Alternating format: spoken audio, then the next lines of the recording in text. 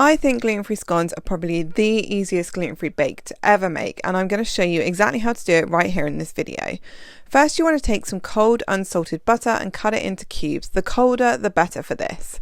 And then I'm going to add some caster sugar, gluten-free flour with some baking powder and xanthan gum, and I've listed all the quantities in the description below this video. Use your fingers to rub this together until it looks like breadcrumbs. Give it a shake so you can see how many lumps are left and they rise to the top. And when you're done with this, set your bowl to one side.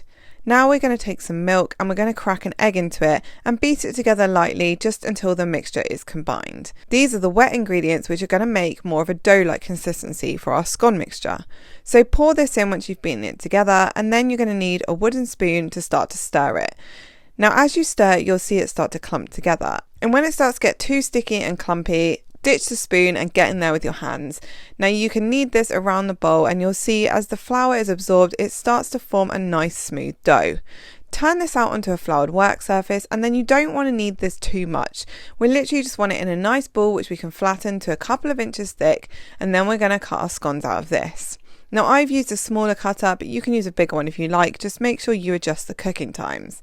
And as you can see, the mixture is quite thick from the offset because I want these scones to be nice and thick and chunky, and they don't rise a huge amount in the oven, so it's important not to make your mixture too flat when you start cutting out the scones. Now once you've got to the point where you can't cut any more scones from this mixture, simply use your hands to bring this together, knead it gently back into another round, and then cut out the rest of the scones. Now you can re-roll this dough as much as you like, but just try not to handle it too much, because if you overwork it, you'll find it won't rise as well. Now once you've got all your scones, I've got 6 proper chunky scones out of this mixture. I'm then going to just brush the tops of these with some milk.